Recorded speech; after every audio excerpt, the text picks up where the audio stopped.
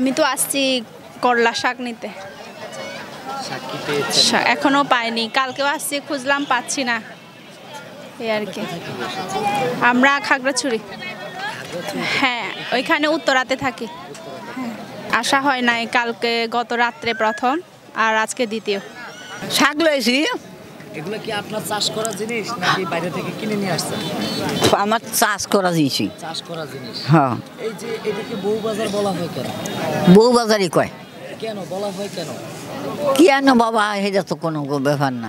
বউবাজার প্রথম এই মহিলারা বসছে এই বউবাজার এই এলাকায় বেড়া মোটা সমানে আহে কি কম।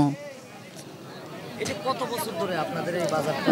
হ্যাঁ, কয় বছর আমি কই পাতাম না। আমি এই বাজারে অনেক বছর থেকে আসি। এই বাজারে টাটকা শাকসবজি পাওয়া যায়, টাটকা ফল ফ্রুট পাওয়া যায়। আর একটা বিষয় হচ্ছে মাছ। আর চারপাশের পরিবেশটা একদম গ্রামের। আমার যখন গ্রামের কথা মনে হয় তখন আমি এই জায়গায় চলে আসি।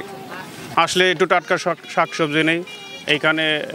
ভাজা পোড়া খাবারও পাওয়া যায় বেশ, যেমন পুরি, বেগুনি, তারপরে মাশরুম দিয়েও ভাজা হয়। এই খাবারটা অত্যন্ত সুস্বাদু, এগুলো খাই আর বেশ ভালোই লাগে। মনে হয় যে গ্রামের একটা আবহাওয়ার মধ্যে বাজারটা, তো গ্রামের একটা ফ্লেভার আবহাওয়া পাওয়া যায়। তো এসেছি তো বেড়ানোর জন্য, এসে দেখলাম যে অনেক কিছুই এখানে আছে গ্রাম। আমি এখানে এসে ফার্স্ট অফ অল ওই শাকগুলো দেখে আমার কথা মনে পড়লো, কারণ গ্রাম ছাড়া এগুলো পাওয়া যায় না।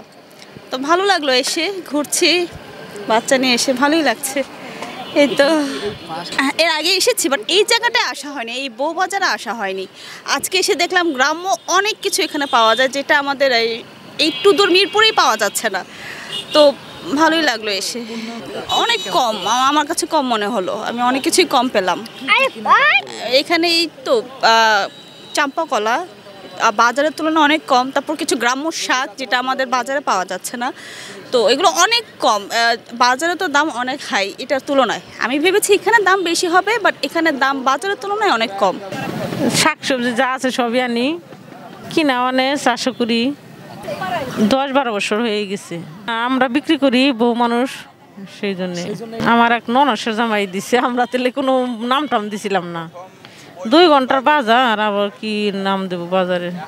চাষ করা মনে করেন ক্ষেতের ভিতরে টাল, তো মানে সেটা নিচেতে উঠে আনছি, মহিলারা বিক্রি করে, তাই বউবাজার।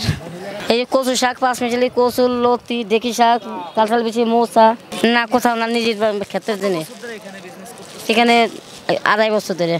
এখানে তো মূলত ঘোরার পারপাসে আসা, আর ঘোরার পারপাসে আসার পরে এখানে যেহেতু একটা লোকাল বাজার হয়, এবং আমরা যতটুকু শুনেছি লোকাল মানুষদের কাছ থেকে যে এরা হচ্ছে নিজেরা আবাদ করে এবং এখানে বিক্রি করে, তো কম্পারেটিভলি যেহেতু অন্যান্য জায়গায় ফরমালিন যুক্ত হয়, আর এখানে যেহেতু লোকাল ওনারা আবাদ করে বিক্রি করছে, সো দ্যাটস ওয়াই একটু দেখতে আসলাম আর কি, যে ফরমালিন মুক্ত খাবার দাবার আর কি, সবজি।